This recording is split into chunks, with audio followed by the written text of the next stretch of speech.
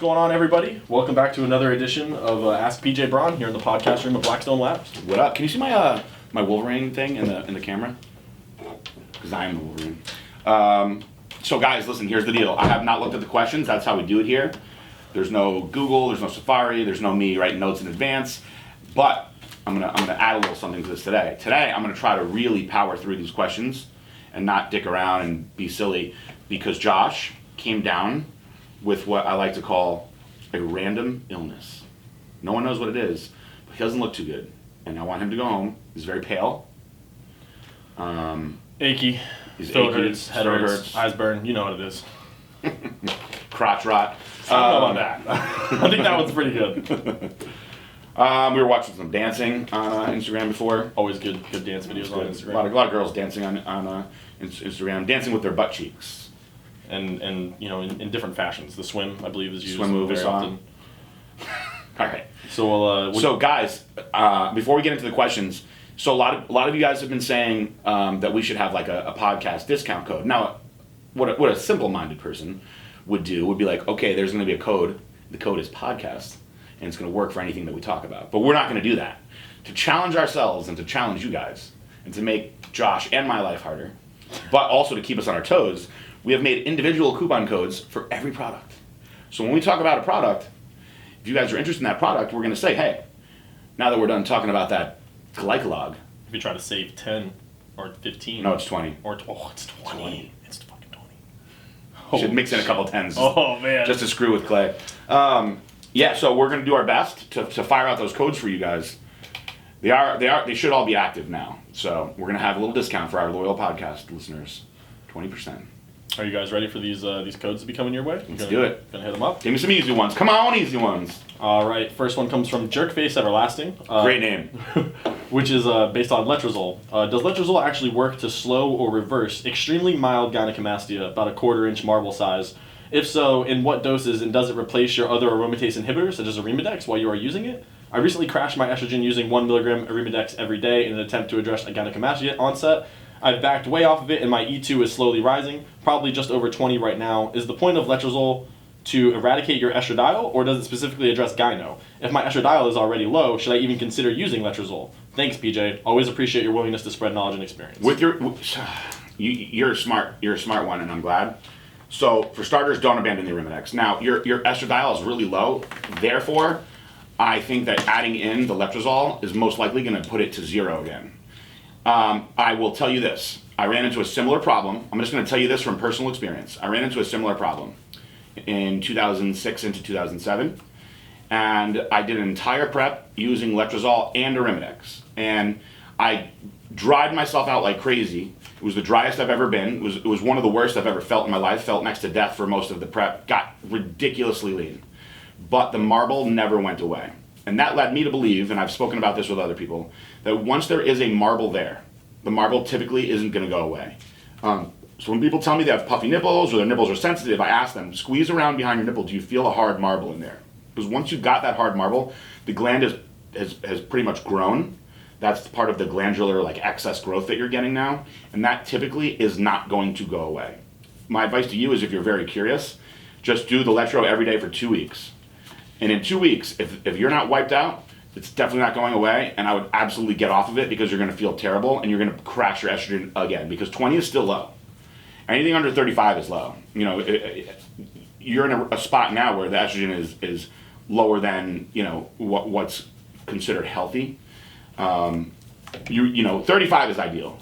So I have to take Arimidex every day, and my blood work usually comes around 30, 35. Which is low, but it's in a solid range. Once you get under 20, now you're starting to risk other, health issues, and you don't want that. All right, next one comes. It says it's from Brad. He says, "Hey PJ, thanks for taking the time to answer everyone's questions and putting out kick-ass products. My questions are: on the last podcast, you said that we could actually double up on the recommended dosage of products like Methiquat and Chosen One. I've purchased that stack for the BPJ contest, and I was wondering, if I do double up, do I take the double dose at the same time in the morning, or take 1 Methiquat in the morning and 1 at dinner?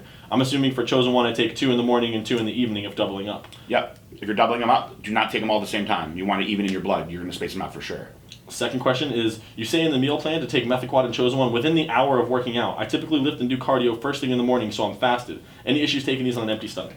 Shouldn't be an issue at all. I can take anything on an empty stomach, but certain people have problems with just getting an upset stomach. I would say try it first, see how you do it. But I train fasted also. So anything I've done oral wise, I've always liked to get before my workouts, whether it was Anavar, whether it was D-ball. I always did an empty stomach dose if I was training because I wanted it in my system.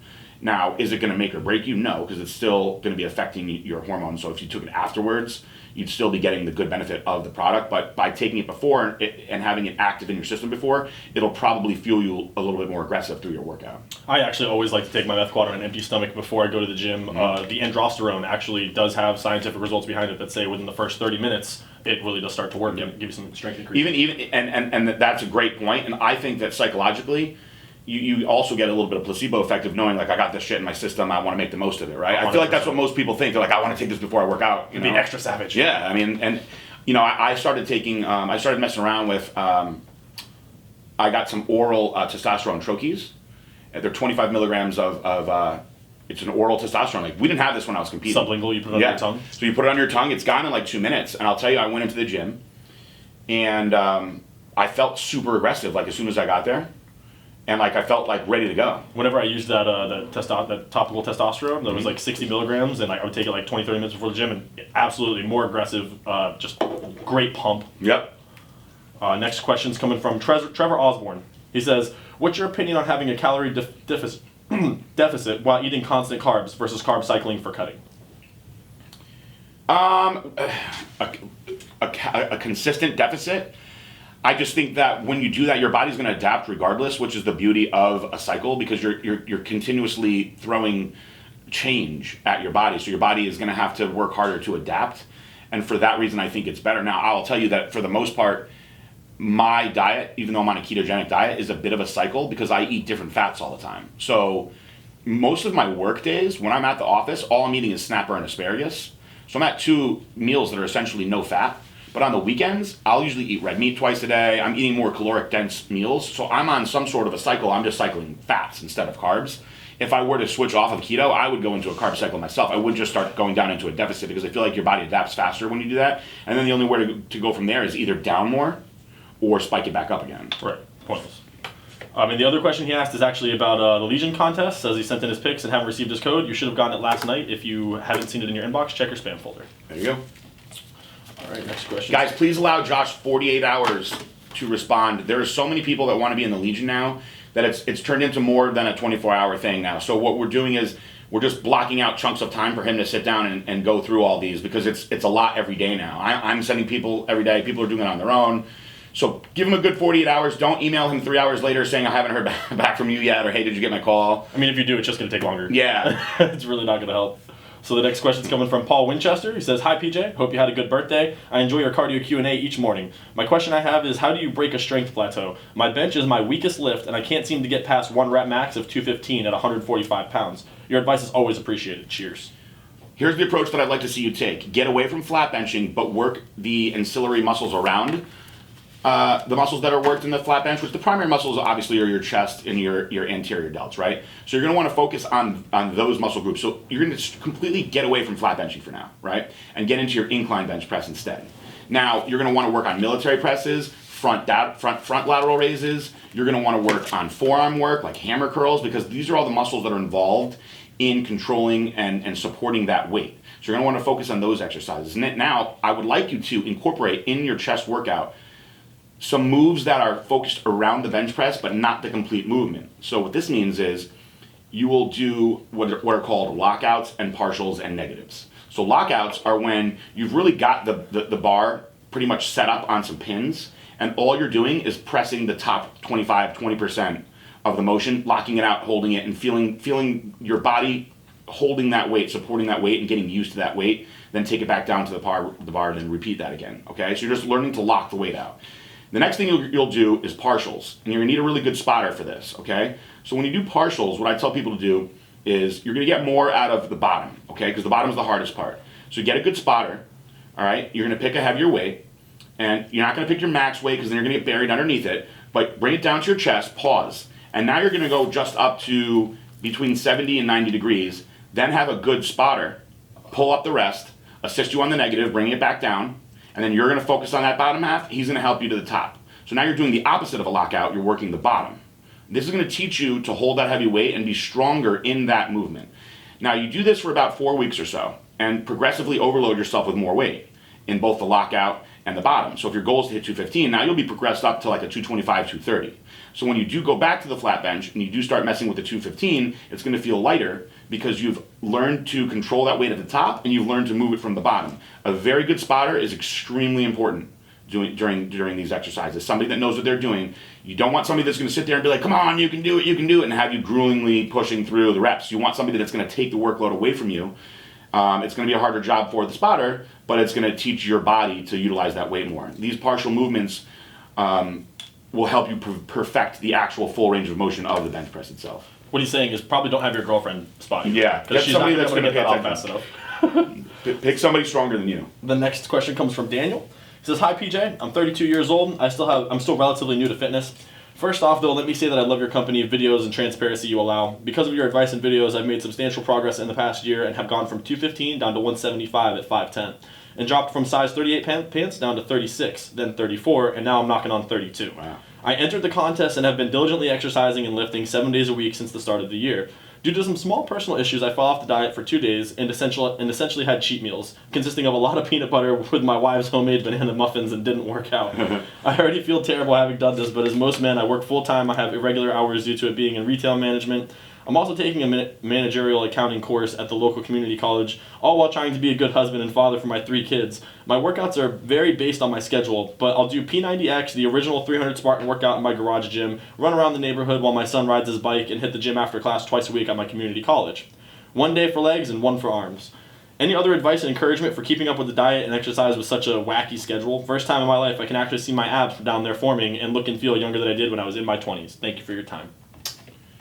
All right, so let's break this down. Go back to that last paragraph again.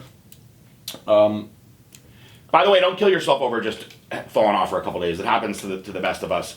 At least you didn't fall off for a week. You got plenty of time for 2 days. Yeah, the end is April 15th. Don't let it happen again. And make sure if you are going to cheat that you're scheduling these cheats the right way. You can cheat, but it has to be scheduled, and it has to be for a reason, and it has to be used as a tool, not just because you're mad or upset. You don't want to get into psychological eating. I can promise you that turns into eating disorders. And a lot of people think, oh, guys don't get eating disorders. They certainly do. I promise you that. We have an anorexic guy working in our call center right now. Oh, true, yeah. And sometimes I'll do that whole binge eating thing where I just don't eat anything all day and then go home and kill 4 pints of Ben & Jerry's. You can't do that. Yeah, it's not good. Give me that last part of his paragraph again. I already feel terrible having done this, but as most men, I work full-time and have irregular hours due to being in retail management. My workouts vary based on my schedule, but I do P90X, the original 300 Spartan workout in my garage gym, run the neighborhood while my son rides his bike, hit the gym after class twice a week at the community college. Any other advice and encouragement for keeping up with the diet and exercise with such a wacky schedule? I mean, you're doing a lot of variety, which I think is great. So try to keep staying on top of that. And anything that you can get in with your schedule, get it in. Even if it's 15 minutes of HIIT cardio here and there. Don't think that you can't do cardio more than once a day. Listen, you can do cardio 4 times a day. If you're doing HIIT for 12 minutes, I mean, think about it. 4 times 12, that ain't shit. So people will be like, oh, this coach had him doing double sessions of cardio or triple sessions of cardio. There are no rules to the body. There are no rules at all. If you're going to get mad at somebody for doing double sessions of cardio, what are you going to say to people that run marathons? They run 26 miles. I don't even want to run a mile, let alone 26 consecutive. And if you're going to cheat and you're cheating, the last thing you want to do is nothing and sit on your ass. At least go burn some of those calories off. You'll get a great pump. If you just have a bunch of peanut butter and muffins, you'll have a great pump. Yeah, I mean, you will. And go have a good workout out of it at least. Don't sit around and that's going to make you more depressed. The best cure for depression and stuff like this when you're feeling like that is just going in the gym and letting off some steam. So, I know when I was competing, I never cheated once. So I can say that with full confidence. I never cheated once ever on a contest diet before. But for other things in life, when I was just trying to tighten up for whatever reason, there would be certain reasons why I would cheat, right? If I cheated, and Lee Priest was the exact same way. If I cheated, I got my ass on the fucking treadmill, excuse my language, ladies and gentlemen, and I would just do like an hour of cardio. I'd be like, you know what, I feel good, I burned off some of the shit that I cheated on. Yeah. And Lee Priest would eat like donuts and shit, and he'd be like, I'll just go do another hour of cardio. The craziest triceps of the game. Yeah, I mean, that's just the mindset you have to have. All right, next one comes from Mike. He says, I'm thinking about running the DHEA Elite Stack for 12 weeks. What do you recommend for post-cycle support?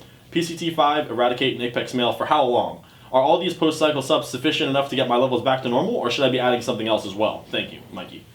You should be good on that. Now, if you had access to things like Clomid, HEG, of course, I'm not going to tell you to not take that stuff. I mean, that's the elites of the elites. But you should be good on our products. If you're going to run a 12-week cycle, my suggestion is you'll probably need an 8-week PCT, maybe even 12, depending on how long you want to stay off for. If you want to get back on in 8 weeks, by all means, get back on. But for the first 4 weeks, you're going to want to run the PCT5 at the suggested dosage, and you're going to want to run probably 1 Eradicate in the morning, 1 Eradicate at night. I would say for the Apex Male, you're going to want to stay on until you get back on the DHEA products again. So if you're going to be off for 12 weeks, I'd stay on the Apex Male, just keeping your natural test going. That's not something that's going to cause any issues with you. It's something you can take literally year-round, so you might as well support your natural testosterone production. It's an herbal product that's going to naturally support it. So why not naturally bring it back to whatever you can get naturally?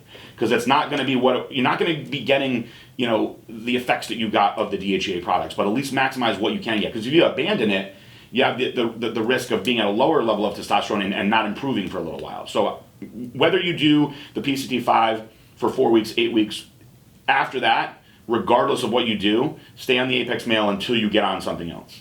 Yep. And if you're not going to get on something else, I would stay on the Apex Male consistently. It's just going to make you feel better. Yep. And the older you are, it becomes more of a factor. So, if you're 30, 35, 40, the older you get, the more you're going to want that natural production to stay as high as it can. Yeah, we have a lot of good feedback from cats over 35 about Apex Male. They call it the fountain you use in the call center. Yep, those are our best clientele for that particular product. All right, next question comes from David. He says, hi, PJ. Just want to start by saying thanks for all the info you give on your cardio Q&A and your podcast. Everything has been very useful. My question is, what are the best supplements to use when following keto diet? I'm currently taking Trojan Horse and Paraburn. Is there anything to help get into ketosis faster? Are there any good diet plans I can purchase or download? Thanks again for all the help. And I believe we should be putting out a code for Trojan Horse and Paraburn, right? We should, and we also, my bright co-host, should put a code out for Apex Male. Oh. And for PCT5. Yeah, probably. And for Eradicate. So you guys, if someday if this show takes off even more than it already has to another level, we'll accept in callers. That would be fucking epic. And you can call us and remind us to give out. Give me that code! So what code should we do for Trojan Horse? It's going to be Trojan Horse 20 for a 20% discount. Trojan Horse 20, and the same thing for Paraburn. Paraburn 20. Paraburn 20. Here's the codes right here. Get to it, guys. This paper was supposed to be utilized as a reminder to me, and it didn't work. We're just looking at it. Yeah. What are these numbers? I'm just playing with it. YouTubers, I do actually have the codes right here. They're there. We just aren't utilizing them. More people watch the YouTube videos than I think. They just want to see us talk. Yeah. No, I think that Because I was like, I get you listen to it in the background, right? Because I was like, why would you want to just look at two people talking when you could listen to it and go do other productive things? Have you seen this beard? No, people, they enjoy looking at us while we talk to each other. I mean, I was watching it the other day, and I just let it run in the background while I was doing some Legion work. We'll do once I'm in better shape. We'll do one with our shirts off. Yeah, shirtless flexes and bow ties. All right, let's get back to the questions. So, any help getting into ketosis faster? Are there any good diet plans I can purchase or download? Well, isn't he competing in the BPJ? That's what he is. Then he should have a diet plan. Nope. He doesn't say BPJ. It just says he listens to the Cardio Q&A podcast. Everything's been very useful. Best supplements to use when following a keto diet. It doesn't say he's actually doing the BPJ, which you probably should. You should. Well, what I can do for you is, if you want, you can email David at blackstonelabs.com and request the ketogenic diet, and he will provide it to you. As a loyal customer, I don't want you not having the right diet. He'll give you a PDF. So there's a couple things that you can do. Now, I haven't been talking about it a lot because it's going to make me madder than I already am over all these headaches with the FDA, is BHB salts, right? Keto salts. We're going to have ours by Christmas, and we still don't have it.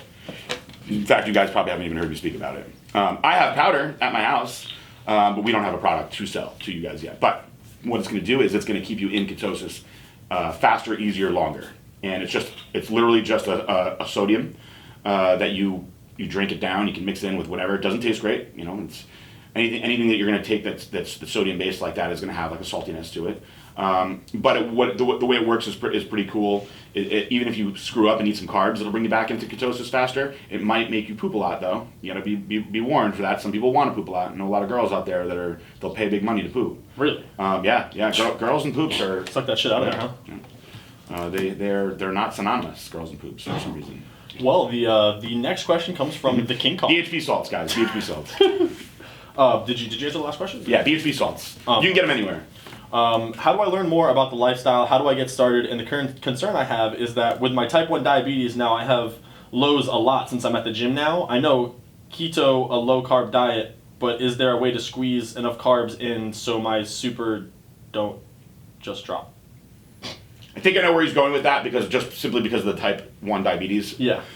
So what you can do is, I'm not sure if you're taking metformin, if you're taking Humalog, or I'm hoping that you're not taking Humulin-R, which I hate.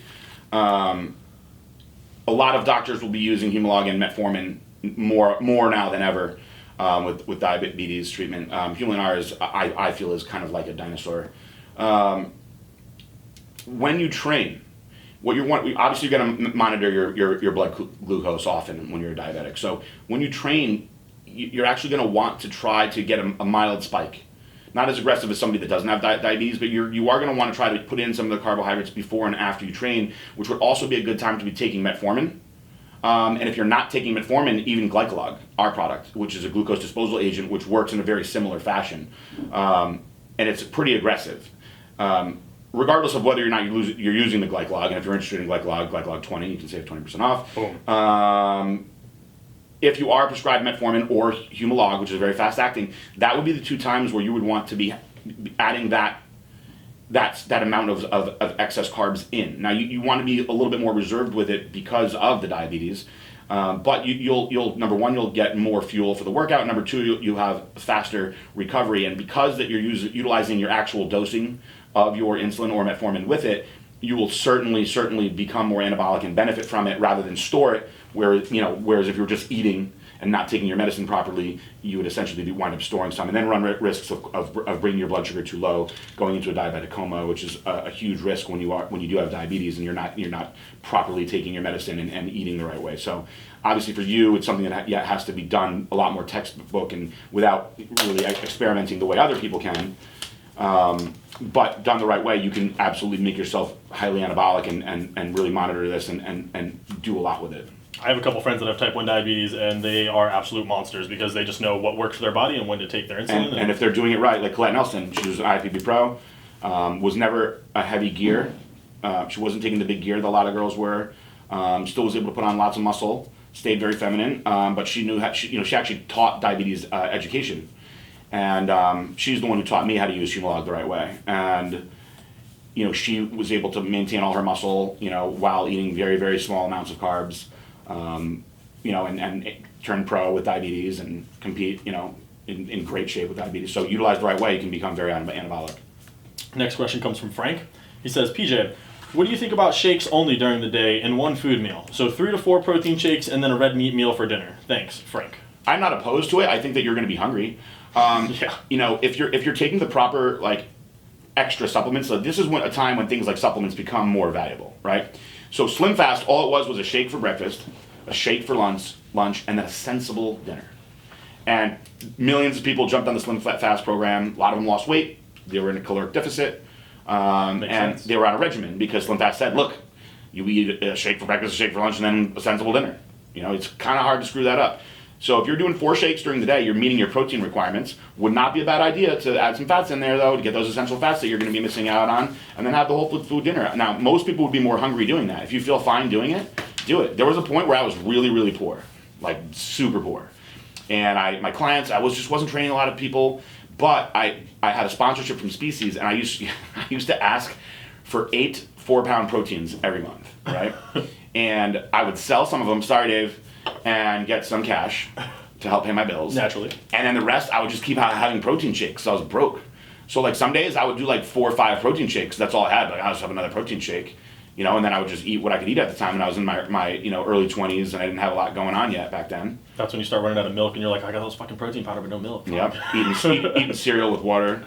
But if it's something that you feel that you can do, then absolutely do it. I do what I want to do when I'm dieting because I know it works for me. And I oftentimes tell people, don't do what I'm going to do. Aaron Singerman used to tell people PJ runs off of his own body fat stores until he's hungry and then he eats. Because oftentimes it would be like 1 o'clock, 2 o'clock in the afternoon and I still hadn't even had a single meal yet.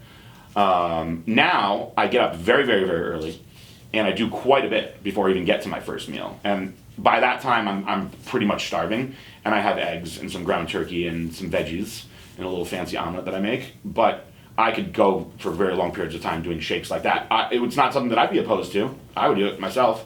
And if you feel that you can do it, I say do it. And if we're talking about shakes, we can go ahead and throw out 3-Way 20 on there. Yeah, baby. Go use 3-Way 20 on the website, guys. My macros, but I'm having a hard time getting it down. I'm 6'3", 235, not sure about my body fat at this point. I have been cutting almost all my carbs out, maybe 100 a day, and I'm pretty low on fats, 20 to 30 a day, but about 200 to 250 of protein a day. I'm leaning out, but I feel really small, and I feel like I'm losing muscle. I'm doing 35 to 40 minutes of cardio post-workout, and I'm lifting 9 days on, 5 days off due to my work schedule. Should I bump up my calories?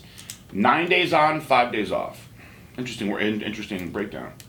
How much cardio did he say he was doing? 35 to 40 minutes post-workout. Okay, so he's doing workout and then doing the cardio, which is a lot on your body in one session. So you're burning up quite a bit. Do you see how much weight that he's lost? It's just says he's having a hard time getting his macros down. He's 6'3", 235, not sure about his body fat, and then he goes into 100 grams of carbs, 20 to 30 fats a day, and 200 to 250 protein. I mean, I'd like to know what he looks like more. Unfortunately, I don't have pictures. Without knowing what you look like, how you feel about your look, it's kind of hard to decide where I want to go. I can tell you just from looking at it, your calories aren't low. I mean, you're only eating 100 grams of carbs. You're not eating much fat. I mean, I have certain meals where I eat that much fat. But just because you feel small doesn't necessarily mean you are small. No. That's how dieting goes sometimes. Yeah, and if your strength is still okay in the gym, now if you start really losing strength, that's usually a bad sign. When you start dieting hard, you're going to lose some strength. You're just not going to be how you are when you're eating burgers and fries and you load it up with calories. But you shouldn't be like, oh, I can't move the weights anymore. That's when you know you're going way too hard. So if you're just completely failing and crashing in the gym, or if you feel like you're dragging ass all day, you know you need more calories. Now, without knowing what you look like, I can just tell you just from reading it, for a 6'3", whatever pound guy, that's not a lot of calories. The protein is where it needs to be. You definitely don't need any more protein, but you could probably try, if you're going to keep your fats low like that, here, I'll tell you what, I'll give you one of two options. I would say either double your carbohydrates, and if you're not going to double your carbohydrates, you want to keep the carbohydrates low, the 20 to 30 grams of fat that you're eating, whether it's 5 meals, 6 meals, why don't you turn that into 10 grams of fat per meal, so you'll be at 50 or 60 grams of fat, and at least you'll be getting a lot more essential fats into your diet, and that'll probably make you satiated a lot longer and probably feel a little bit stronger and better as well. Yep. Next one comes from Brandon. He says, hey PJ, hope you're doing well with everything and continue to do well with yourself and the company. My questions are, is abnormal good for a first cycle 4 weeks only, and what would be the sides that might associate with it? Since it relates to DECA, would it be good for a pair of muscle joints? And ties into my second question, which is, I've been having left side shoulder blade discomfort and pain. Sometimes it radiates towards my chest, causing chest pain and tightness. It's been more frequent since I stopped working out over 2 months now. Went to the doctor, nothing wrong with the heart. Do you think this might be due to a nerve or something muscular, like a weak muscle or not supporting what it's supposed to? Since the doctors couldn't find anything, I'm 25 years old and the doctors say I'm healthy from the test they took. Last question. When is the new product coming out? I know you have something in the brilliant head of yours. I heard something of a new product that was supposed to be out sometime this month, so I'm just wondering. Thanks, PJ.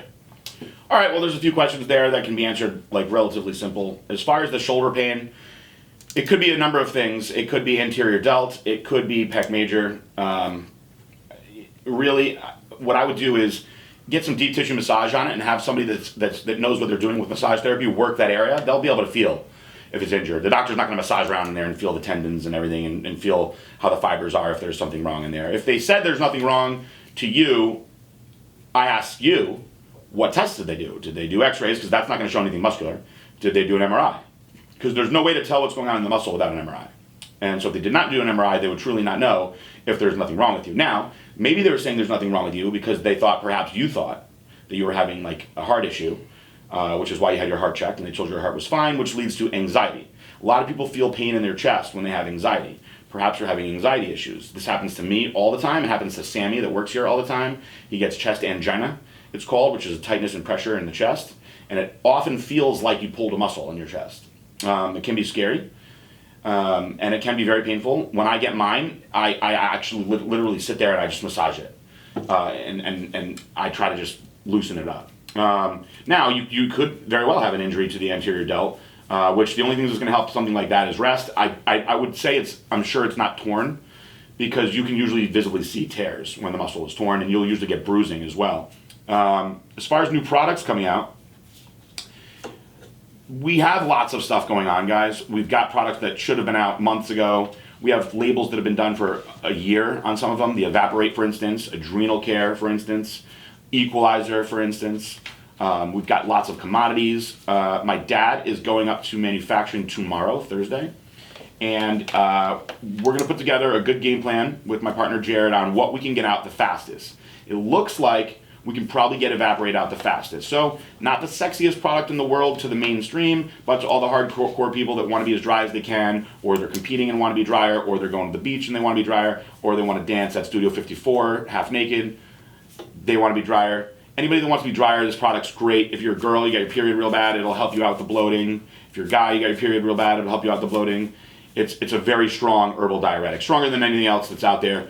It certainly has its place in the Blackstone Labs family of supplements. Someday when we have that product, there'll be a code for it. I'm really, really excited about the Equalizer more than anything else, more than Adrenal Care, more than any of these cool products that we're putting out, because the Equalizer is another prohormone that will remain legal because it is DHEA derived. It is chemically very similar in action to equipoise, hence the name EQ Equalizer.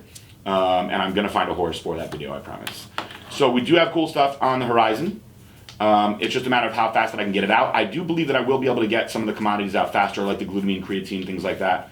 So, we're on it. My dad's going up to Atlanta, so he can be on it as much as he possibly can. The only reason I'm not going up to Atlanta tomorrow is because Kendra Lust will be here, and we're going to be on full-time and Tice duty with Kendra Lust. So, and that podcast will actually be out Sunday. So those of you who listen to this Friday and Saturday, Sunday, maybe we'll do it Monday. Sunday or Monday, you'll get a bonus podcast that has me and Kendra, and we'll be talking the adult world. But you can ask her, it'll be too late for the people listening here. I told everybody, if you want to ask her fitness questions, ask her fitness questions. Like, that's not the questions I'd be asking here, but it'll be a good show regardless. His first question was, is abnormal good for a first cycle 4 weeks only? Yes, my apologies. So, is it good? Yeah. It's not what I would do. I would go for the chosen one for my first cycle. In fact, to be completely honest, and this is not a bash at my own product, abnormal would be the last one that I did. I would go chosen one would be my first. Brutal would probably be my second. Methaquad would probably be my third, and abnormal would be the fourth, and I'll tell you why. Chosen one doesn't aromatize, so I don't want to set you up with a negative experience your first time. You do chosen one, the risk of something bad happening is very, very, very, very minimal. You're not going to get enormous, but you will put on some good size. You'll get harder, you'll get leaner, you'll get stronger, you'll be more sexually aggressive, and you'll like it. Brutal force, you'll absolutely put on size, but you'll put on a little bit of water too. So you may feel a little bloated. Some people want that. Some people that are hard gainers, they try to achieve that. That's the people that get like hooked on D-ball. The Methaquad is a little bit of everything. So you got a nice little blend going on there. So you get a little bit of the perks from the other products. And then the abnormal, because it is a 19-nor based product, it will do a little bit for your joints, yes, and it will make you more anabolic, yes. It's not as aggressive as the other products. So a 4-week cycle, you're not going to give your body a chance to really get a lot out of it. I think abnormal is a great complement to the other products. So if you're taking the chosen one and abnormal, I think that's a great thing that you can do for 4 weeks. If you're only going to do abnormal, I would say give it at least 8 weeks. Give it a chance to really start giving you some anabolic muscle building. Because the thing about the difference between anabolic and androgenic are quite profound. The definition of androgenic is male aging hormone. So like when a boy goes through puberty, his body starts pulsing out testosterone and ages him. It turns him into a man. So when you're putting more androgens in, you're turning yourself into more of a man. Now, if you take something that is mildly androgenic or not androgenic at all, like Anavar, you're putting on something that is simply muscle building. Anabolic means to build muscle, all right? It's the ability to build muscle now. So you're putting something in that's going to give you the ability to slowly build muscle. And in 4 weeks, how much muscle do you really think you're going to obtain? You know, you're going to get one body part in a week. So you're going to get 4 chest workouts, 4 back workouts. I mean, to think that you could really make good gains in 4 workouts, it's not reasonable. Now you'll feel better for sure, but just when you're starting to really like it, to then go off, to me, it's almost not even worth doing it. So if you are going to go with abnormal, you got to go for at least 8 weeks. If you only want to run a 4-week cycle, I would run either chosen one by itself or add the abnormal to either chosen one and brutal force. You want more drier gains, you'll go chosen one. You want more wetter gains, aggressive gains, then you go brutal force. Yep, abnormal is always good for going balls to the wall. If you're already doing everything else, that's going to take you to the next level. And we also want to mention abnormal 20. Yep. All right, next one is Chris from Germany. He says, "Hi PJ, my name is Chris. I'm 32 years old and from Germany. I'm a big fan of you and Blackstone Labs. I watch your Ask PJ series on a regular basis and have learned a lot from it, and I'm really fascinated by your knowledge. Your helpfulness is incredible, and you are a true role model. Thank you. Unfortunately, because I'm from Germany, I cannot officially be part of the $10,000 transformation contest, but I will start my own transformation contest, and I will try to gain as much muscle as possible over the next 2 months. I can afford only 3 products a month, and my choice for my goals would be Chosen One, Growth, and Brutal Force. What do you think? Would you recommend another stack? Do I need PCT after the 2 months? I'm 6 foot, weigh 187, and don't take any steroids. After these 2 months, I will start a keto diet and become as shredded as possible for the summer. What supplements for Blackstone Labs would you recommend for keto?" Now, I have a big request. I hope I'm not outrageous now, because I know this is only for those who participate in the $10,000 transformation contest and order directly from Blackstone Labs website, but unfortunately, I do not have this option. But would it be possible for me to get a muscle building and keto diet plan and help guide to get the best possible results? I hope my English was not too bad and you understood everything. Thanks for everything. Keep it up and stay healthy. Much greetings from Germany. Chris. Why why can he not compete if he's from Germany? Because we ship to Germany. I missed that. I didn't think that was in the fine print. Maybe he was confused. Next competition, I'll make sure that I am better with because we have people competing from out of the country. Right. We do. I know we do. I'm pretty sure. Yeah. At least Canada. Yeah. Blame Canada. Little South Park reference. So the first stack that you put together for yourself, very good combo. You absolutely will need PCT. Anytime you're incorporating any of the DHEA-based products, any of those pro hormones, you have to do. You absolutely have to do a PCT. And I've had a bunch of guys ask me this, and I feel bad for them, but they should be paying attention. They're like, "Hey man, I stopped taking Chosen One, like I lost my sex drive." And I'm like, "Did you do PCT?" And they're like, "No." No, what's that? They're like, "I'm not doing anything now." I mean, you can't like put high octane in your car and drive it really, really fast until it runs out of gas, and then just keep pressing the gas and like expect to move forward. You can't do that. It's going to stop. Yeah. So I'm like, man, like you can't put something in your body that's more potent than what you already got, suppress what you already have, because that's going to happen. And I've told this to everyone over and over and over again, and think that you're just going to just be totally fine. This is why we put out PCT. We didn't do it because we wanted to scam people into making money. We did it because we knew this would happen. We want you to be safe. Trust me, I've over the years, of all the different like steroids that I've tried over the years, from the age of after my 22nd birthday till I retired when I was 32, but I still do HRT now. I've come off all sorts of different ways, and I will tell you this: I was never, ever, ever dumb enough. Not saying that you did this, not saying that you're dumb either, but I was never dumb enough to take nothing when I came off. I always got HEG, Clomid, something. Apex Male. Something. Apex Male was like not even a thought yet. But I'm saying, like, you got to do something. I always did something. Then as I went along, I realized when you sometimes when you're doing something that isn't enough, you still crash real bad, and that sucks. Sometimes you can use that as a good excuse. If the girl you're with, you don't like her that much, you're like, "Sorry, babe, it just doesn't work." Get out of that one real quick. You'll have to wait until my PCT's done.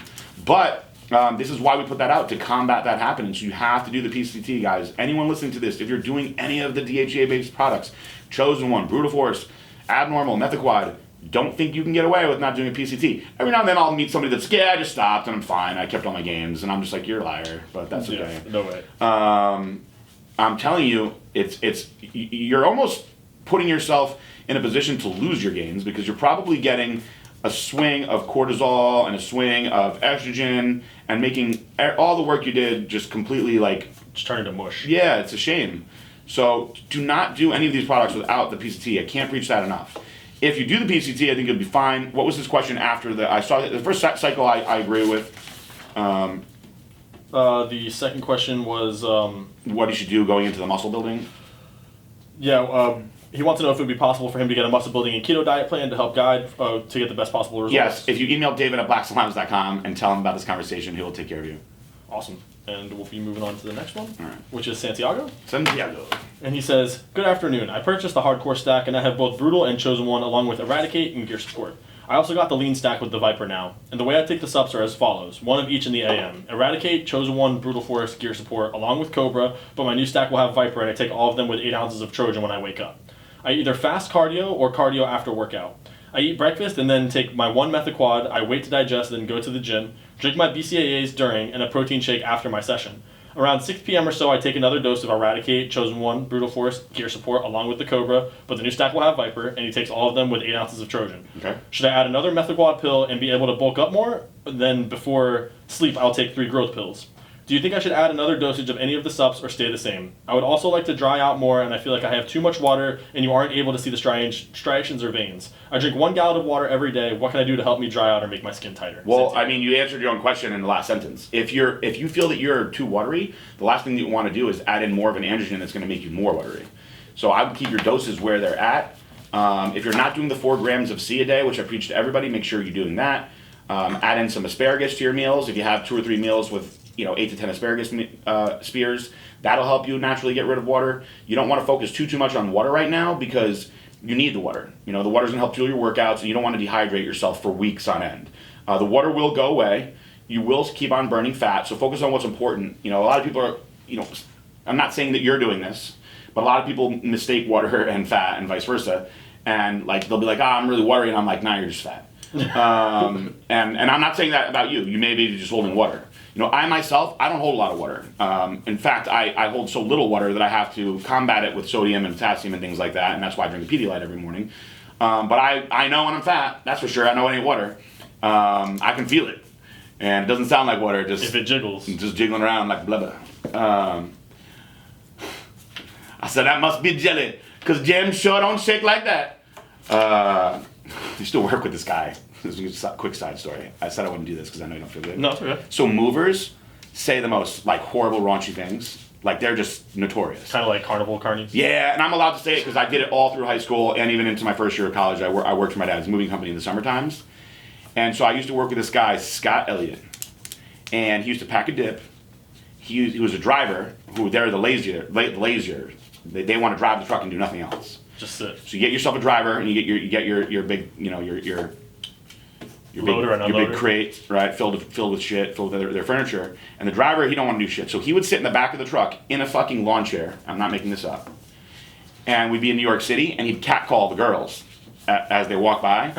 And he would say the most raunchy, horrible shit. Like an Asian girl would be walking by, and he'd be like, "Damn, I knew I wanted some Chinese food tonight." And I'd be like, "Please don't say things like that, man. Please, please, please." Please. So I'm 17. I'm a very impressionable young boy, and you're making me very uncomfortable. And he'd be like, "Woo, woo," but then he'd spit his dip out, disgusting. So the girls would be just disgusting, just purely disgusted with him. And so one day, me and this kid Ryan that used to work with me, we were like, "Hey man, has this ever worked for you?" And he was like, spit his dip out, and he was like, "Nope." He goes, keep trying, though. He goes, "Sure is fun."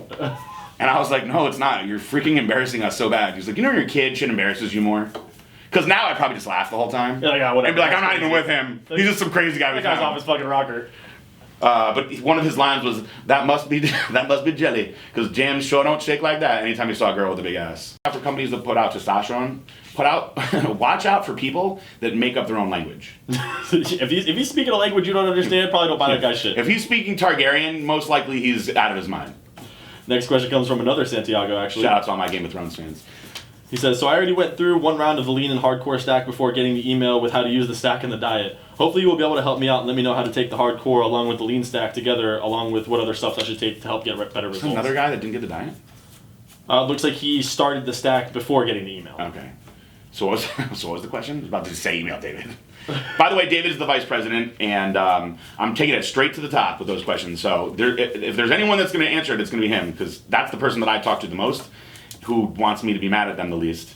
So with everything that's going on, you want to go right to the top? Don't go to me, because I got too many of you already getting me. David at BlackstoneLabs.com has all that shit on friggin' speed dial, ready to launch out to you. Speed dial diets. David at BlackstoneLabs.com. Next question's coming from Xavier.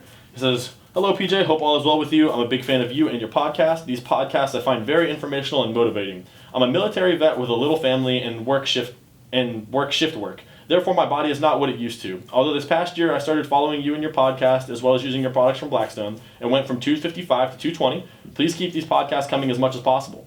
My question is, who in the supplement industry do you find as your biggest competition? What do you like about them, and how do you think you and Blackstone are superior to them?" Hobby. Well, for starters, thank you. I'm glad that you enjoy the podcast. Great question. Who do I think is my biggest competition? I really don't think we have a true like one-on-one competitor. I think we have people that copy us, like Redcon, Primeval brutally copies us too. Religiously. But they've even admitted it. Like I spoke to the owner, Justin, because we used to do a lot of business together, and this is what he said, and I was like, can't even be mad at him. He goes, I mean, why wouldn't I copy y'all? Y'all guys' stuff sells the best. He's from like Arkansas, and I was like, I was getting ready to like be mean, and I was like, fuck, I don't have a comeback for that. Fuck, I was like, but they're my ideas. If you can't beat them, join them. Fuck. Everybody thinks that I'm small, but I'm big. That's a Sammy reference. Excellent Sammy reference. Somebody asked me how tall he was the other day, and I said 5'2", and then I asked Kiara on my Q&A, she was there, and she said 5'5", I said, on his greatest day in his dreams, he's and those 5'5". fucking platform shoes that she fucking custom made for We love Sammy very much, by the way. We love him a lot. All 5 feet. We're not taking shots at him. So, I mean, here's the deal. I'll tell you who other people think is my competition. Other people think companies like First Form, 5%, I think even Redcon I'll throw in there. They think that those companies are my competition. I'll tell you why I don't. None of them sell pro hormones like I do. And none of them were putting out DMAA like I was. So I guess if you want to break it down, like who's closest to me as far as competition, that I also don't look at as competition, I look at it as two partners having their own businesses, would be High Tech. Yep.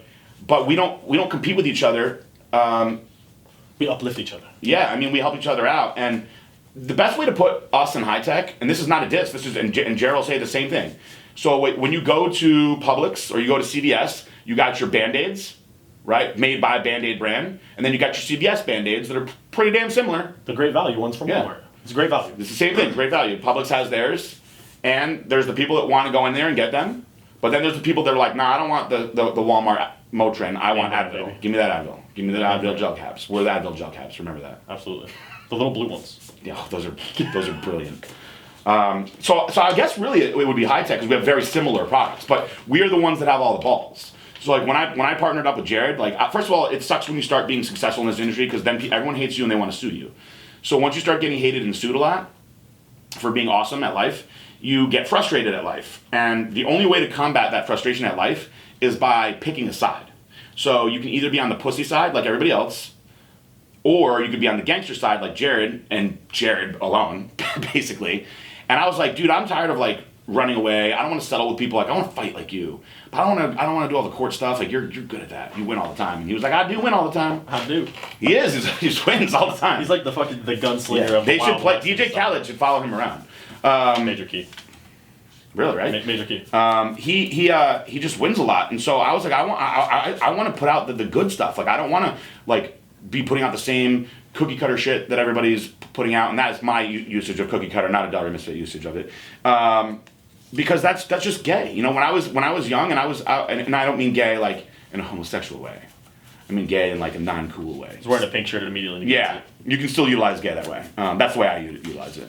It's 2018, people, come on. So, you know, I don't want to put out products just because other people are putting them out. That's lame. I just never wanted to do that. I wanted to put out the gangster stuff.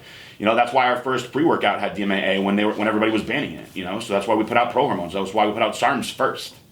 We put SARMs out before people even knew what SARM was. If you look at the timeline of things, almost 9 out of 10 times, Blackstone Labs comes out with something, and then there's 3 other products very similar to it. Mm-hmm. Maybe look the same, maybe named similarly, do the same things, but at the end of the day, everybody knows what glycolog is. Yep, and for us, we put ourselves. When we partnered up with Jared, we knew if Jared has an ingredient that he owns the patent on, that means only Jared's brands are going to be able to utilize this ingredient. So we're in a position where Jared has like I don't know, let's say 7, 8, 9 brands, right? Something around those numbers. Right. Let's just call it 8. So if Jared has 8 brands, and out of those 8 brands, he's going to put, a pro hormone product in 4 of the brands, and we're one of those 4 brands. There's friggin' 1,000 companies out there, and we're going to be one of 4 brands out of 1,000 companies, or however many friggin' companies there are. I'm just making the math easy for you guys. When you look at the percentages, like where are you going to go if you want to try the ballsy stuff? One of those 4 brands. Right. And we separate our stuff because our branding and marketing is second to none. We run better contests than anybody else. We are more social media savvy than anyone else. We are more in your face than anyone else. I'm in your face every damn night. Does anybody else have a call center? You can call in and talk to a rep from 10 to 12. I haven't seen it, and if you're starting to see it, it's because they're copying us because we put in all the videos. Look at that. It was only a matter of time before people started copying our call center. And we owe that to my old partner, Joe, because Joe specialized in call centers. So as soon as we partnered up with Joe, he was like, I'm going to put a call center in here. And we were like, how can we get the most out of a call center? And Joe was like, you, PJ, are going to train them to be little PJs and teach them to be experts. So we have a unique thing going on here where we have customer service and sales and an expert on the products and training and, for the most part, nutrition, all in one little cubicle with, 8, 9, 10 people now? 9 and 10. At any given time during the day that can be there for you to teach you how to use our products the right way, can teach you how to incorporate them in with your training, can figure out your lifestyle and where you would use the products and why. I mean, I can't tell you how many emails that I get from people saying, hey, please tell Corey thank you, or please tell Jared thank you for helping me with my training and my diet. And somebody told me today, I'm not making this up, he was like, I just want to say thank you so much, and please tell, I think he said, I want to say Jared, I want to give the proper credit. He's like, please tell Jared thank you as well for always being on top of everything with me. He's like, I put on 53 pounds since I started using Blackstone 2 years ago. He's like, I'm a whole new person, I feel great, I owe it all to Blackstone Labs, and I really appreciate everything you guys do. And I told the guy, I was like, dude, send me your before and after pictures, I got to see the 53 pound swing. And then we have guys like Steve Simpson, our first ever customer of the month, who he lost 100 pounds by utilizing, he called in the call center one day, got a hold of Corey, said he wanted to lose weight, he's going to change his life, he's going to diet. Corey helped him with his diet. Corey got him on the right products. He got hooked on the products and became Corey's best customer. And over a period of a year, lost 100 pounds. And he fell in love with Blackstone Labs. And now he's my most diehard.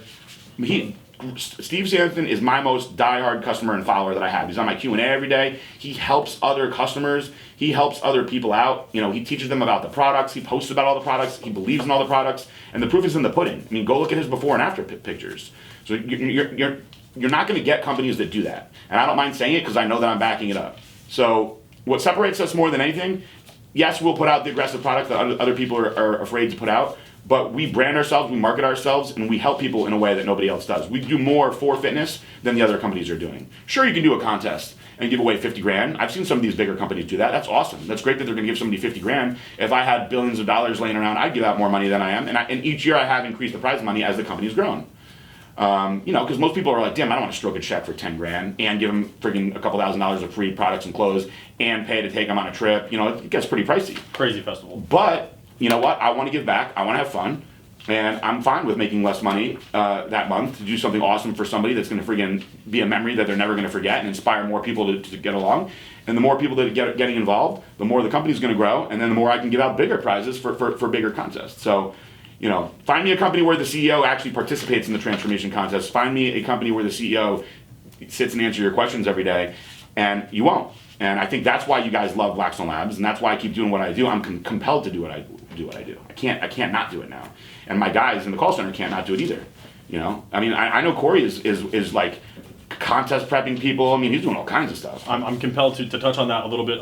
Without a doubt, Steve Sampson is hands down our most diehard customer. Has probably one of the craziest transformations I've ever seen. I mean, the dude is just dedicated beyond all belief. But I gotta say, you know, all the credit to him. I really don't think, you know, it maybe would have been such an explosive reaction if he hadn't linked up with Corey. I think Corey really drove him in the direction that he needed to be to see the results in the time that he wanted, to feel good about himself and feel like he wasn't wasting his time. Yeah. And, you know, you get things like that talking to people like Corey, you know, I mean, there's not a whole lot of other companies out there that are going to give you diet, nutrition, and teach you about rep ranges and teach you different exercises. And people like Corey have no problem helping you with that because they just want to see you progress. Well, what they may do is they'll give you something generic, like what I gave out in with all the stacks, but there'll be no follow-up on it. So I knew that I could give you guys something generic and break it down for the different groups, but as long as you're following along with my Q&A or participating in the podcast, I could give as much follow-up information as necessary.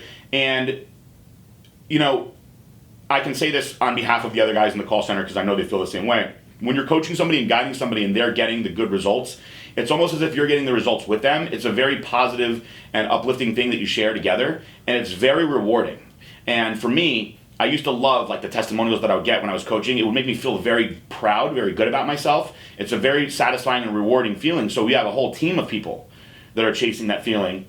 And we have a very, very culty, aggressive following, but it's because we're like mixing it up with everybody so much. And I mean, I think we've gone on about as much as we need to on that. You know, we've dragged that out a little bit. But I think that it's something that's important that everybody knows. We're very passionate about this here, and our whole company is. Even the nerds, they are into working out now. And dude, Trevor will tell you, Mike Trio's at the gym at night now. Yep. David is starting to go. Kind of goes sometimes here and there. He says he's going to, and then he goes and plays poker. But more and more people are working out. I see Stefan in there sometimes. The guys are starting to really get into it, and they're getting passionate about it too. So. And it makes sense. The people in the call center have the credentials. Corey took me through a 12-week prep, and I came in first on my first show, and novice overall. So it's not like we don't have the ability or the knowledge to lead you into victory. Absolutely. Next question and last question comes from Ryan. He says, "Hi, I see some people posting Instagram about the 14 or 16 weeks of Beat PJ challenge. I thought this was a 12-week competition. My wife and I started on January 15, like was originally stated, and will be ending April 15th. I think some people are confused as to how this works, or maybe we are. Were you allowed to start earlier than the 15th? That seems unfair to give some people more time if they started on the 15th, like the original rule stated. Please have someone clarify." Ryan. All right, so people got a little bit confused by this. This is what happened. We extended the contest date by an extra 2 weeks. So nobody's getting an advantage on you, you're getting an advantage on them. Yes. There are people that are disadvantaged because they started 2 weeks later. So they're on a 2 week shorter plan because they started 2 weeks later, or they started a week later. So that's all it was. We extended it by a couple weeks, and we told people, listen, the faster that you submit your stuff, this is the deadline for entries. Get your stuff in. And people started sending their stuff in right away. And then there were people, of course, at the very end that were like, oh, I didn't get paid. I wanted to do it, but I can't do it till next week. So we're like, you know what? We're getting so much of this. Let's just extend it. So we decided to extend it for 2 weeks, and we got it was a good idea for us to do it because we got a really overwhelming response. For whatever reason, the bigger influx of entries came in that last 2 weeks. It was, I guess, I don't know, maybe people spent all their money on Christmas and New Year's, and they had to hold off for a paycheck. They forgot to get that summer money. But those people, we warned them that we said, just so you know, you're at a 2 week disadvantage. If you feel like you don't need the full time, that's fine. You can still participate. It's going to end on the same date no matter what. So no matter when you signed up and joined, you still end on the same date. You don't get cut short. Don't get extra time. The people that started late don't get extra time. It's still going to end on April 15th no matter what. And on that date, when the judges crowned me the victor, because I went from...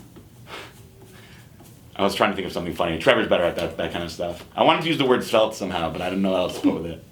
Well, I mean, the Lord has to go through some type of a royal transformation. Yes. Maybe we'll get you a crown. I would like a crown. I would like a crown at the crown ceremony. You guys got to see my family crest that I have now. It was on my cake yesterday. We're going to make it into a big fancy sigil that we hang here. Fuck yeah. I'm getting an awesome present. Should I talk about it on the radio? Yeah. So Todd Dave, one of our former customers of the month, one of the greatest Blackstone Labs customers ever. Another amazing transformation. He lost like 100 pounds. Yeah, I mean, he's definitely in the chat like every day. Yeah, he's awesome. I love that kid. He's an awesome kid. Trains with Shelby. Lucky guy. Gets to stare at that butt all the time. Shout out to Shelby. I know she doesn't listen to this though. So he told me, and I didn't want to accept it at first, but then I did.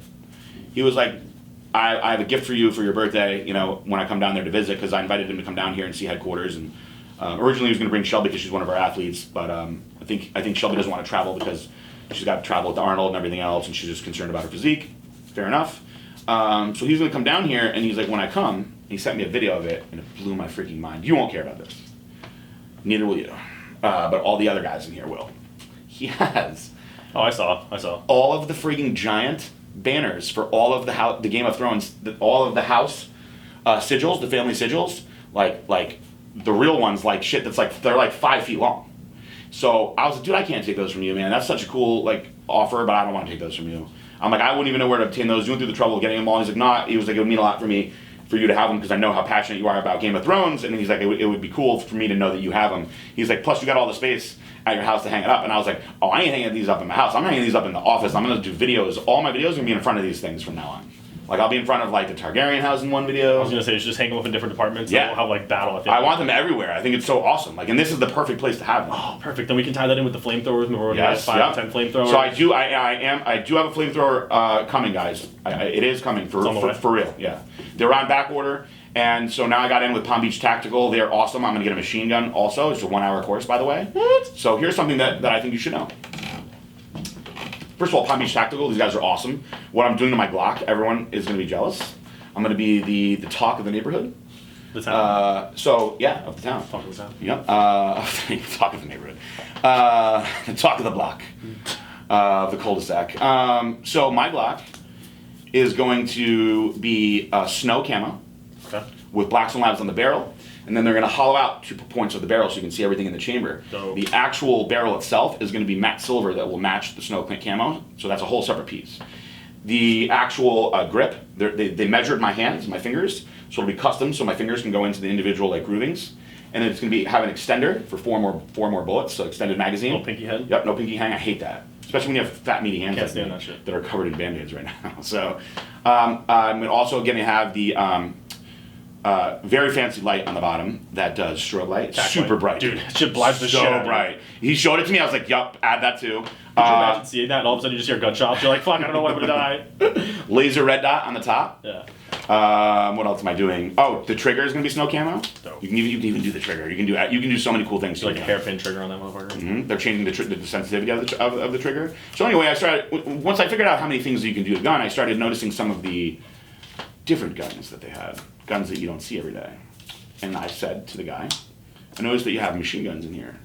I thought that machine guns were illegal. Like belt fed? Like, let me just talk to you about this for a second. So, they have a Class 3 dealer's license.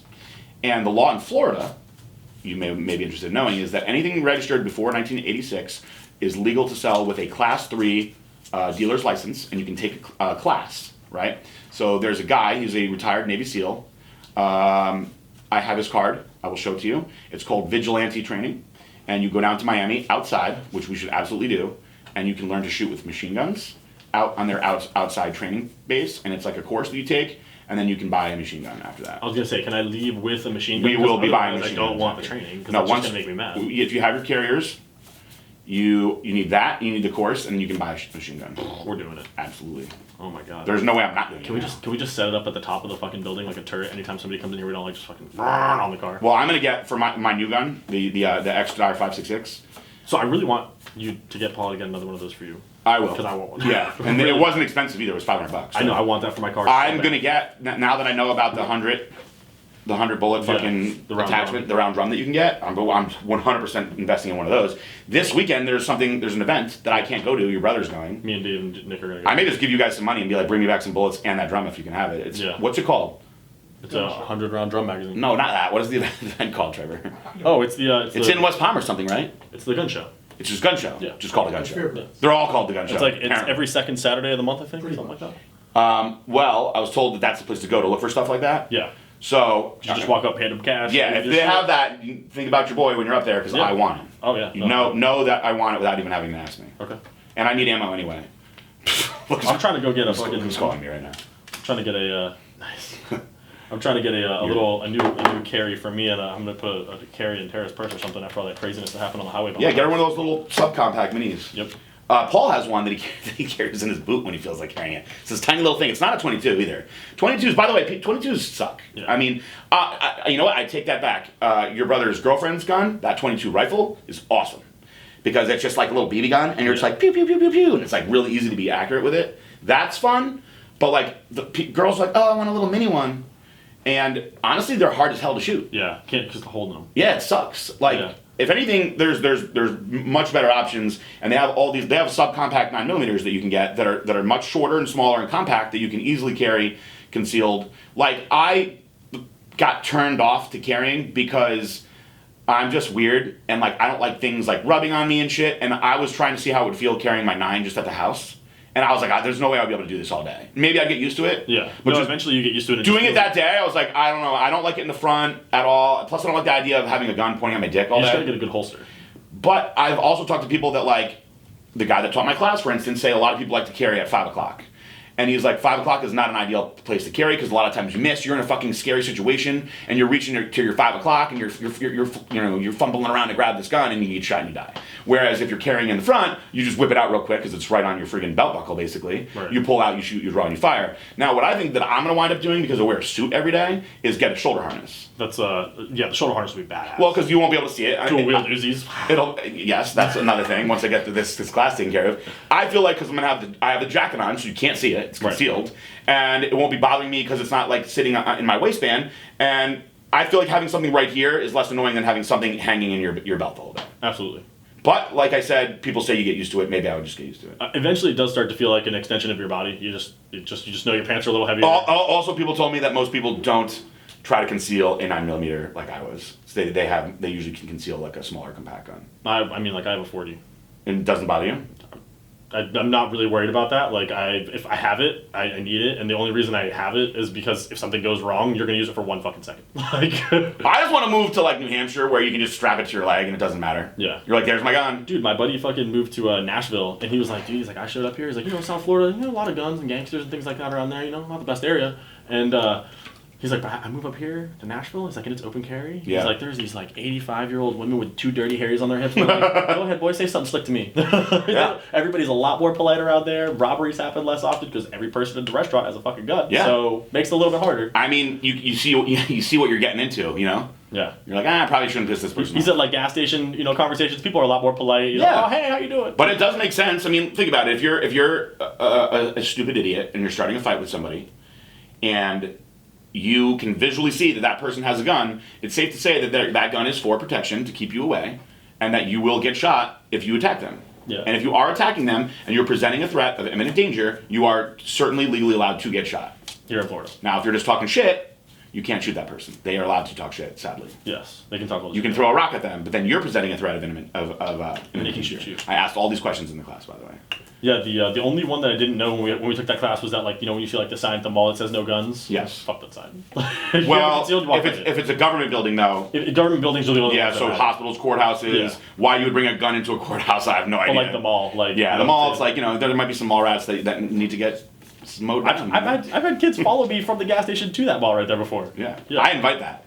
Oh well, I just rolled down the window and showed him. I was like, "What do you have?" He's like, "Oh, nothing." Actually, if you now that you have your carrier's permit, this is an interesting thing because I asked all this shit.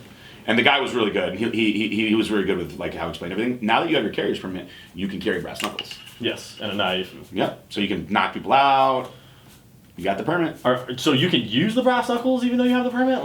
Well, if they're attacking you, and you feel that your life is at risk, let's say a group of like very angry 8th graders see you at the mall, right? And they surround you and they start attacking you, and you have a carrier's permit and you have your brass knuckles, they are presenting a legitimate risk of danger on your life. So if they start to attack you and you have that on you and you have your certified carrier's permit, you can punch them with it because you're protecting your own life. Have you ever seen somebody get hit with brass knuckles? Or have you ever I have. It's devastating. It is absolutely. It is truly devastating. Now, I think that somebody that would put on brass knuckles just to go and punch somebody with no, nothing behind it, I think that is very fucked up. I think that is extremely wrong.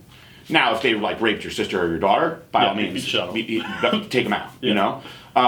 Definitely don't just shoot that guy. But that's the big thing in Florida here is if they have to be presenting the risk of danger on your life, imminent danger is the way it's written in the actual Florida legislation in the law. Yeah.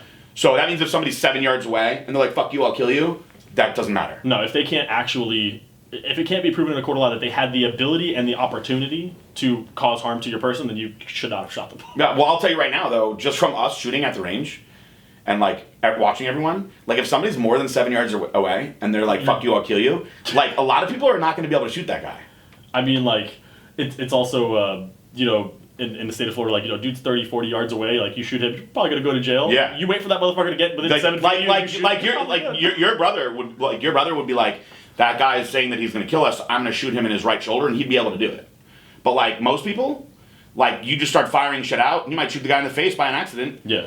Or you might miss him every time. You don't know. You're not going to get it. I mean, somebody like John Bartolo can do it. Yeah. But then again, they're going to be like, "Listen, this guy was 50 yards away, and you shot him in the face." Yeah. You're going to say that you weren't trying to do that? You're a sharpshooter? Yeah. So, more of the story is don't be a don't be a sharpshooter. Let them danger your life first. Sounds kind of scary, but the dude that taught our class, he's like, you wake up in the middle of the night, it's 2:00 in the morning, everything's dark, you hear a sound, you grab your gun, you turn the lights on, there's 2 guys standing there with your TV. They drop it, put their hands up, and they say, "Hey, look, we really don't want to get hurt. We're not here to hurt you. Just please call the cops, take us to jail." He's like, "Do you shoot that guy or not?" I'm like, "I fucking shoot the guy." He's like, "Yeah, I shoot that fucking guy." He's like, "You're gonna go to fucking court and take me to court with a lawyer and say you were here for this? I'll kill you right now." It's castle law. No, they were doing that with us too. And then me and Tristan, we are answering so much different than everyone else. So then he presented this one. So once I learned the law, I got it. But then he presented this one. He's like, "So you hear noise in your house, you hear screaming, and you run downstairs to find a man who just raped your daughter running out of your house. Can't shoot him. He's like, what do you do? And me and Tristan both go, oh, I shoot the shit out of him. Blow his back out. Yeah, blow his whole back apart. And he's like, nope, you're getting arrested and you're going to jail. Spend the night in jail. I was like, fuck it, take me to jail. If that anyone did anything to my daughter, I'm shooting him. I'm getting in the car and following him until I can shoot him. Oh, bro! One time I heard a dog yelp and I ran out with my gun. Like, don't be fine. You beat the dog. I don't care who it is. Like, there's absolutely no need for that shit. That dude's getting. And then he was like, so then he started talking about people being like, oh, well, I'll shoot him in the leg. No, yeah, you can't do that. Nope. Shoot to kill. Nope. There's no sense in going to court. It's your word against nobody's when you shoot to kill. I have guns that I'm very confident that I'm getting with something. I really want to shoot that one. The new one, that thing, you're going down with that thing. I want to shoot that one. Pretty sure that can shoot 223 bullets also. Yeah. I think it's pretty sweet. I want one. That would be like Palm Beach Tactical is so awesome. You got to go there. That would be like the perfect like fucking jacket gun. Just pull it out with like a Tommy gun, like 100 rounds. I don't even know how you'd even keep that in your. Oh, sure. You have one of those hanging straps. You know, you'd be good. I want a Mac 10. Just do extra long jacket. Yeah, like a trench coat. Yep, trench jacket. I could do that. I could make pull it it off, super especially like a nice one, like Wall Street. Yeah. You know, because they're wearing the suits already. Absolutely. Suits, trench coat, Uzis. Yeah, I was thinking like, cause like I'm wearing basketball shorts a lot. I would get like a shoulder bag. You know what I'm saying? That's what the guy was saying is a lot of guys will get a shoulder bag, and then if anybody makes fun of you for having a man like person, a satchel, just shoot that motherfucker. Like an actual satchel. Yeah, he was like, anybody gives you any trouble, you just shoot him through your bag. I was like, true. That's true. Well, that is a convenient way to carry around your highly lethal weapon. Yeah. All right. Well, on that note, we do not have discount codes for the guns, not yet. Nope. I think I'm gonna go take this class with this guy. It seems pretty cool. He does all sorts of different stuff. He does like girls only stuff. He does tactical stuff. He does like sniper shit. I'll take Tara down there and get her trained. You have to shoot the 308 AK, dude. It's so crazy. Definitely. I was like, can I rent? So my rifle, I told you the fucking trigger didn't work. Sorry about my language again. So I was like, what's the sickest thing you have here? You have the AK-47 here today? And the guy's like, oh, it's being worked on right now. I was like, damn it. I'm like, what's the best thing you got? And he's like, 308. He was like, it's a supercharged AK. I was like, give me 2 boxes of ammo. Give me 2 of them, one for each. So just so you know, like, those bullets are like more than $1 each. Yeah. When you get them at the range. I mean, I'm sure you can get them cheaper. Oh yeah, online or like at Walmart or something. Like I got like 2 boxes of bullets and it was like $46. Yeah. And a box of bullets goes in like 30 seconds. And you're just like, there it goes. And it's like a cannon though. But the guy said that it can shoot accurately at 1,000 yards. Yeah, that's scary. That's insane. That's scary as fuck. That is insane. You just fucking perch up on your roof, like I said here. So I shot it. This is what I did. I walked in and everyone's like staring at me like, what is that? And so I load it up, pop the magazine in, and I just like line it up. And I pull the trigger and it's like boom! And everybody that was in there was like, oh my God! And they all start like laughing and like freaking out. And I just placed it down gently. And I looked at his brother and I looked at your brother because like I love guns, but Josh's brother, Nick, like he's created a new obsession for himself. Yeah, he like fucking loves guns. Like when we left the range, I was like, what are you doing later? He was like, coming back. It's so funny. And I could tell he was coming back. When he first got into it, he was like, I think he loves it too. Yeah. And they just shoot guns together. Her arms were all bruised up from the guns kicking back. I was like, you should probably hold them differently. He said she put 800 rounds through that gun? Yes. So they definitely love shooting guns more than me. And I love shooting guns. So that just lets you know where he's at with it. So I shot it one time and I put it down and I looked at him. I was like, come shoot this. And so he like shot it. And then he smiled. And then he shot it again. And then he smiled again. And then he just shot through all the rest of the ammo. So I 2, 3, 4, 5, 6, 7. Yeah, so I loaded it up. I was like $4, $6, $8, and then so I loaded up, and I'm like calling everybody over. I'm like, just shoot like 3 or 4 shots and then pass it on to the next person. So everyone's shooting it and they're all like giggling and shit, and like it was so funny because we brought Salvy's little brother and his roommate, and they're both like carbon copies of each other. You know, they're like 5'9", 5'10", like 135 pounds, right? So they're shooting the gun, and it's rocking their whole bodies back. We're fucking laughing. So there's the ammo's gone, right? So I've gotten the same guys on Saturdays now, and the guys on Saturdays are real cool. They're like younger guys, and they like Blackstone Labs and stuff.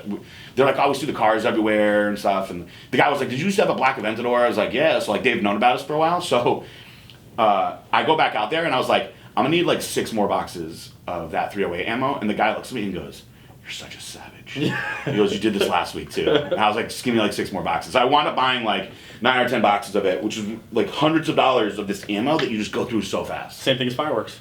I know, we talked about that. Buy all that shit, blow it up. So I like, do you obtain that gun knowing how expensive it's going to be, having fun with it? Yeah, no, like I think people buy that gun just to shoot that round. Yeah. Like if they want to go shoot something fun, they know they're going to spend $1.50 or whatever a shot, and they just don't care. I'm going to make a statement right now, and I know you're going to back me up. If you didn't do shit on a Saturday, but you shot that gun one time, you'd say you had a good Saturday. Absolutely. Anybody. Without a doubt. Right? There's just something about releasing that much gunpowder in any insane. direction. It's just male, absolutely. female, age regardless, you had a good Saturday if you shot that gun. Especially female, because you're probably going to have some good... You'll get wet. You will absolutely get wet. It's like Entice in bullet form. And I think on that note, we are going to close out the podcast for today. Very good show today. Good questions. We threw out some coupon codes for you guys. We'll try to be good about it and do it in a less stupid way than we did today. You can't blame us for being meatheads. No, we are. We can't help it. I need to be reminded to do things multiple times a day. Like log 20, we'll just throw that one out there. Yeah, there you go. All right, guys. Peace out. Bye.